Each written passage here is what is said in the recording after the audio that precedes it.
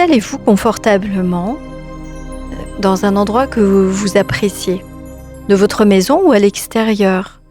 Tout endroit dans lequel vous pouvez vous sentir confortable, tranquillement. Et puis, focalisez votre attention sur un objet ou un élément qui peut se trouver à l'extérieur peut-être. Quelque chose de neutre, qui ne vous évoque rien de particulier. Focalisez bien votre attention. Focalisez votre regard.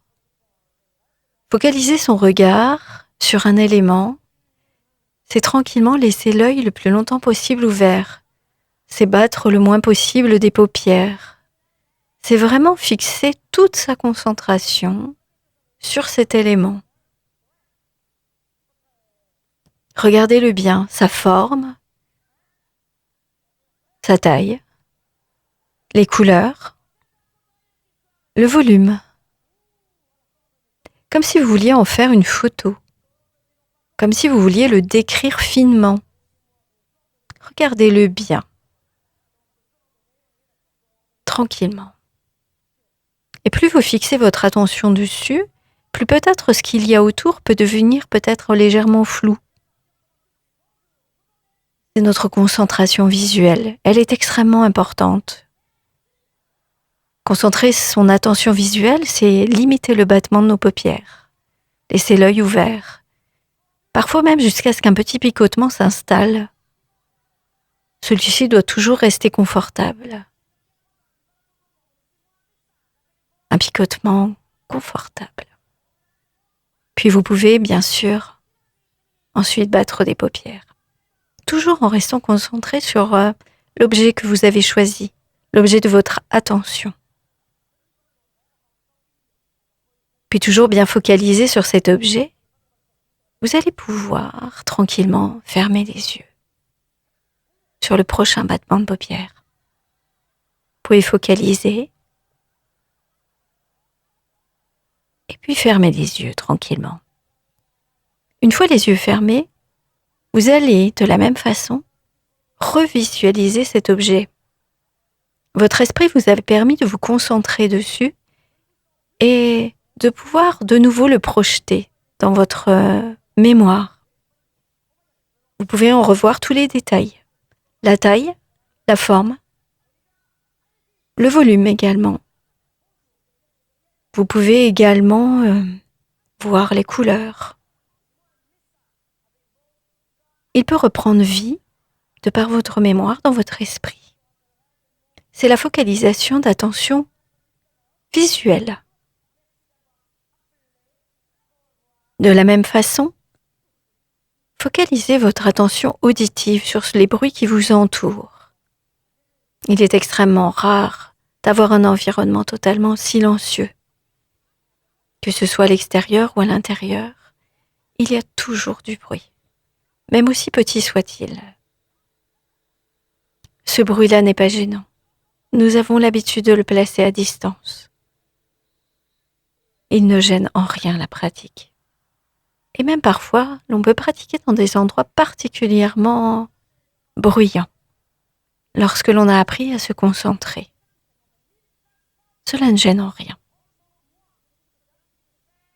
Vous installez confortablement pour ce temps pour vous, pour enfin prendre du temps pour vous, un temps de bienveillance pour soi.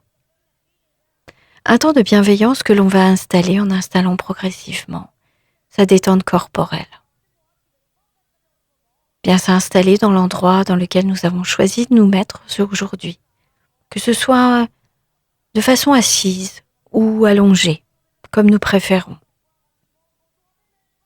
C'est tranquillement commencer à prendre conscience de l'ensemble des points d'appui de son corps. Les points d'appui de sa tête, de ses épaules, du haut du dos, des fesses, du bas du dos, des cuisses, des genoux, des mollets, des chevilles, des pieds, tout ce qui touche notre corps. L'arrière, bien sûr, mais peut-être sur l'avant, peut-être avons-nous mis une couverture, des habits, tout ce que l'on peut ressentir, tous les points de contact. C'est partir à la découverte de toutes les perceptions de son corps. Tout ce qu'il est agréable d'y ressentir. Laissez la détente tranquillement s'installer. Tous les ressentis positifs que notre corps peut nous ramener, de légèreté, de lourdeur, de chaleur, de fourmillement peut-être, dans certaines zones qui commencent à peut-être se relâcher. Et puis c'est s'intéresser bien sûr à sa respiration. Bien sentir sa respiration. Bien sentir l'air rentrer au niveau du nez, dans chaque narine. L'air arriver à l'arrière du nez, descendre tranquillement, puis sentir l'air arriver au niveau du thorax. Bien sentir la respiration. Sentir l'air arriver. Le thorax se soulever, puis le thorax revenir à la position initiale. Tranquillement.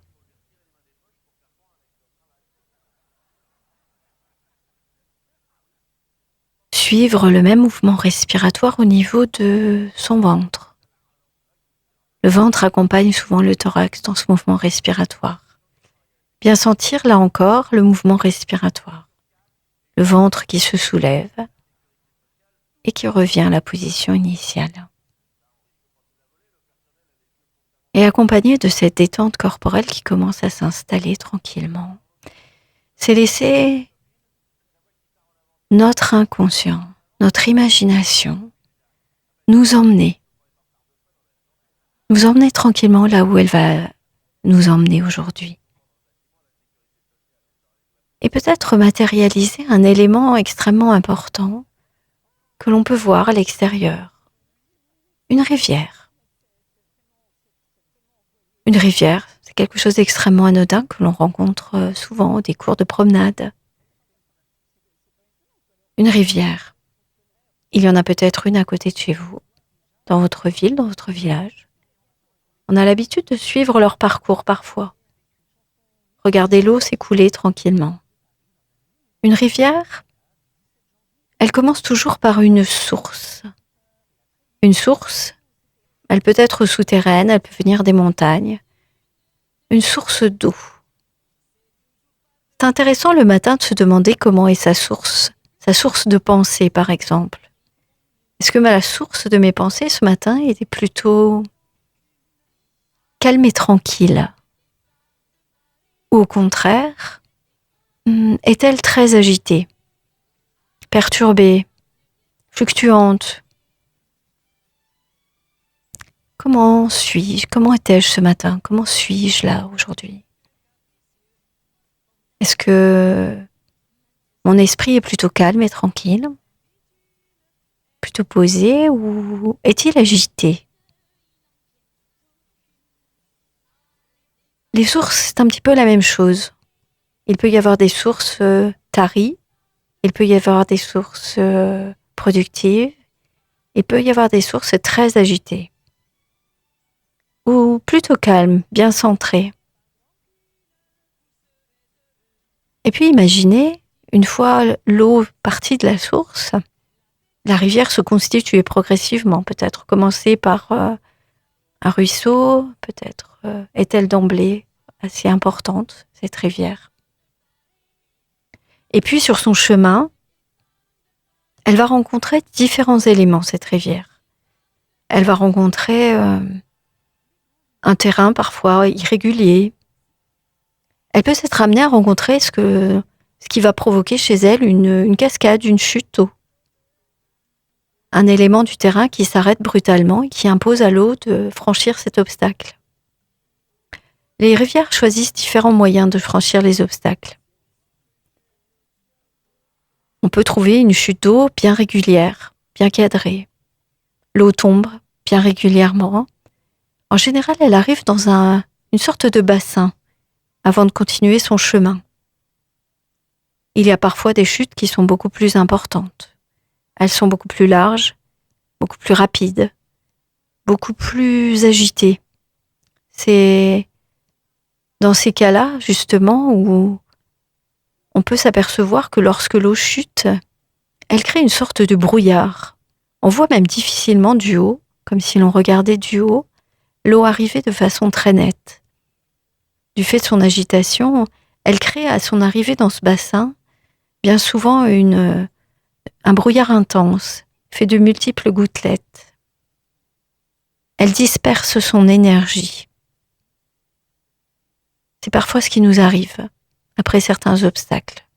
Lorsque nous sommes agités, contrariés, il se peut que nous nous dispersions en multiples gouttelettes qui vont finalement sortir du lit de la rivière, être perdues, ne servir à rien. L'agitation, la rumination, c'est une activité mal cadrée, comme le brouillard de cette rivière, de cette cascade. À l'opposé des rivières qui arrivent sereinement, qui sont plus préparées. Avec un flux cadré, avec un flux plus calme. Peut-être avez-vous même dans votre esprit l'image de différents types de chutes d'eau. Des chutes qui peuvent être plus ou moins hautes et dont le résultat peut être différent lorsqu'elles arrivent dans le bassin. Peut-être une image peut vous revenir, celle qui cadrerait peut-être le mieux avec votre état d'esprit. Celui que vous aviez peut-être ce matin au réveil. Ou celui qui est là encore maintenant. Et ce vers quoi nous aimerions plutôt tendre. La dispersion, l'agitation, ou au contraire un esprit plus calme. Puis la rivière continue son chemin, tranquillement. Tout au long de son parcours, elle va rencontrer d'autres obstacles qui seront peut-être différents. Des obstacles, il y en a de plusieurs sortes. Il y a des obstacles volumineux, des obstacles fixes, des obstacles qui pourraient représenter, par exemple, pour une rivière, un rocher, quelque chose que l'on ne peut pas mobiliser, que même avec toute la force de la rivière et la puissance qu'elle peut avoir, elle ne peut pas le changer. Et puis, il y a les obstacles qui sont mobilisables, ceux que l'on peut bouger. Des obstacles comme des branches, des feuilles, des amoncellements quelconques, parfois un tronc même. Ce peut parfois être des obstacles importants. Mais pour autant, avec l'énergie de la rivière, ces obstacles peuvent être emmenés beaucoup plus loin. Ce sont les obstacles mobilisables. Tout au long de notre vie, nous avons deux types d'obstacles. Les obstacles fixes et ceux que l'on peut mobiliser. Lorsque l'eau rencontre un obstacle fixe, en général, elle ne bute pas longtemps dessus. Elle s'accélère et en général, elle passe à côté. Elle le contourne. L'eau s'insinue de tous côtés. Nous le savons très bien, car lorsque nous voulons boire, par exemple, et que nous retenons de l'eau entre nos mains, nous pouvons constater que l'eau finit toujours par s'échapper. Elle s'échappe de tous côtés, dans tous les plis de nos doigts, alors que nous avions pensé pourtant avoir tout serré. Pour autant, l'eau contourne. Elle ne s'arrête pas. Et elle ne s'arrêtera pas sur l'obstacle fixe. Nous, par contre, par moments, nous avons une petite tendance, parfois une grosse tendance, à rester figé, à rester sur ces obstacles que l'on ne peut pas changer, à perdre de l'énergie, alors qu'il serait plus intelligent de contourner, de ne pas s'obstiner, de ne pas perdre notre énergie sur des choses que l'on ne peut pas changer. Et toute notre intelligence en permanence sera de nous rappeler: est-ce que c'est un obstacle fixe face auquel je me trouve, ou est-ce un obstacle que je peux mobiliser, changer. Imaginez la capacité de votre rivière à contourner, peut-être en faisant des remous, mais elle contourne. Et peut-être de visualiser des obstacles fixes et passer aux obstacles mobilisables, car il y en a d'autres que l'on peut mobiliser. C'est peut-être un barrage, c'est peut-être des herbes, des feuilles. La rivière a la capacité, avec l'énergie qu'elle a, de les repousser, de les enlever, de les modifier. Ce sont nos obstacles mobilisables. Les obstacles de notre vie de tous les jours que nous sommes capables de changer, de modifier avec toute l'énergie que nous avons. Nous pouvons là aussi les identifier. Peut-être en avons-nous quelques-uns que nous connaissons bien. Des obstacles qui se présentent peut-être là en ce moment, mais dont nous avons la ressource de les mobiliser. Et peut-être de faire émerger des solutions qui nous permettent de les passer, de les transformer. Et puis la rivière, lorsqu'elle continue son chemin, tranquillement, après avoir fait le tri de ce qu'elle peut contourner, de ce qu'elle peut enlever, évacuer, modifier, elle va continuer son chemin vers deux éléments principaux en général. La première, c'est de pouvoir alimenter ce que l'on appelle un lac. Un lac est alimenté par une rivière, par plusieurs parfois. Parfois notre rivière, notre source de pensée a besoin de des temps de pause, des temps de tranquillité. Le lac peut représenter ces moments-là. Si vous imaginez un lac, peut-être que vous connaissez ou que vous appréciez, que vous aimez bien, ou peut-être une image que vous en avez.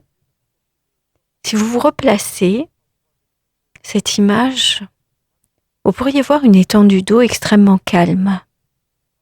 Calme et tranquille. Une étendue d'eau autour de laquelle souvent l'on aime se promener, de par la tranquillité qu'elle inspire. On fait souvent le tour des lacs, on se promène autour d'eux, car ils inspirent le calme. L'eau ne bouge pas, une sorte de miroir. L'eau est tellement calme que l'on sait très bien qu'au fond, souvent ce que l'on trouve, c'est une légère vase, tout simplement parce que les éléments qui sont déposés en surface se déposent et qu'il y a très peu de mouvement. Le lac, c'est la tranquillité. Ce sont les moments que nous avons parfois, ces moments que nous allons rechercher parfois parce que nous en avons besoin, ces moments de pause et de calme et de tranquillité.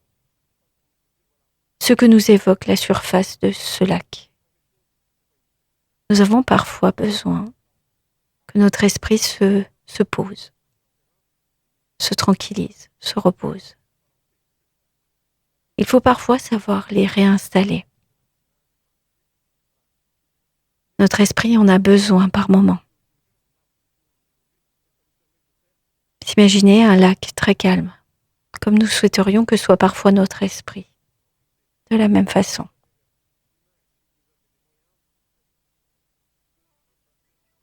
Visualisez ce lac, entouré peut-être de montagnes, de plaines, de forêts, le calme qu'il y a autour. Un calme qui fait du bien, qui ressource. Et puis la rivière, outre les lacs, finit elle aussi par arriver à destination. La mer, l'océan, à plus grande distance peut-être. La mer, l'océan, quand on est à la mer ou à l'océan, un élément que l'on regarde souvent lorsque l'on se pose tranquillement, c'est bien sûr les vagues du bord, Mais surtout, ce que l'on regarde, c'est l'horizon. Lorsque la rivière arrive, elle va alimenter l'horizon.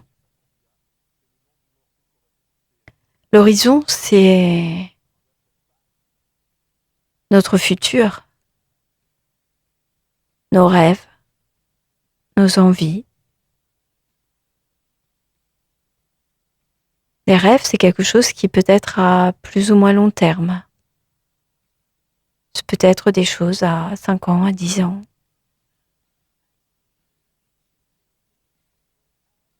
Parfois, on oublie un petit peu ces rêves. On oublie de les matérialiser. Et il peut être important parfois de prendre le temps de les poser, de les construire. Ils ne se font pas forcément rapidement.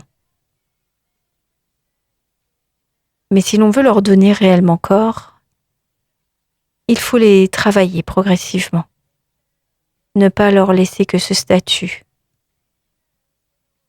Il faut y mettre de l'énergie, du corps, de la construction. Et si nous regardons l'horizon comme si nous étions tranquillement installés au bord de la mer ou de l'océan, c'est cette ligne, une ligne stable. Une ligne stable d'un bout à l'autre, de la gauche à la droite, de droite à gauche. Une ligne vers laquelle nous pourrions tendre. Car finalement, si l'on réfléchit bien, de cet océan qui peut être agité, on ne voit qu'une ligne stable. De cet océan, on le sait très bien, les productions, l'énergie qui va y être mise dans les projets, dans l'avenir, dans le futur, par évaporation, c'est ce qui va passer quelque part dans les nuages. Les nuages qui vont se déplacer à leur rythme et pouvoir de la même façon, progressivement, aller alimenter des montagnes, alimenter des sources.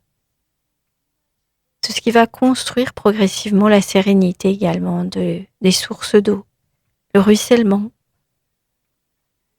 les nappes phréatiques, les sources souterraines. Un peu comme nos sources à nous, la source du départ.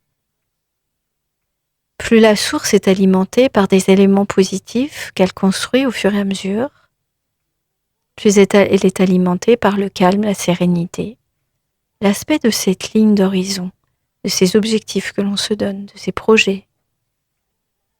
Plus on va l'alimenter sereinement. Et plus elle a de chances, finalement, chaque matin, d'être beaucoup plus calme, d'être beaucoup plus sereine, de ne pas être une source complètement tarie, mais bien une source riche de ses rêves, de ses projets, tranquillement. Et puis tranquillement, de la même façon, nous allons pouvoir laisser cette source, cette rivière, les différents éléments que nous avons laissés passer, s'estomper tranquillement. Laisser passer les images de la même façon. Savoir qu'à chaque fois que nous avons besoin, nous pourrons y retourner tranquillement. De la source aux obstacles, aux chutes d'eau, au lac, au projet, pour tranquillement nous poser. Et notre inconscient saura nous les ramener régulièrement dans notre vie de tous les jours. Puis progressivement, revenir dans nos sensations corporelles. notre respiration. Bien respirer. Tout doucement, rebouger légèrement les extrémités. Reprendre notre activité musculaire tranquillement. Tout en respirant tranquillement. De la même façon, peut-être nous étendre, peut-être bâiller, peut-être reprendre une activité musculaire progressivement normale. Et quand nous le souhaiterons, nous pourrons tranquillement ouvrir les yeux au moment qui nous paraîtra le plus opportun pour nous. Tranquillement.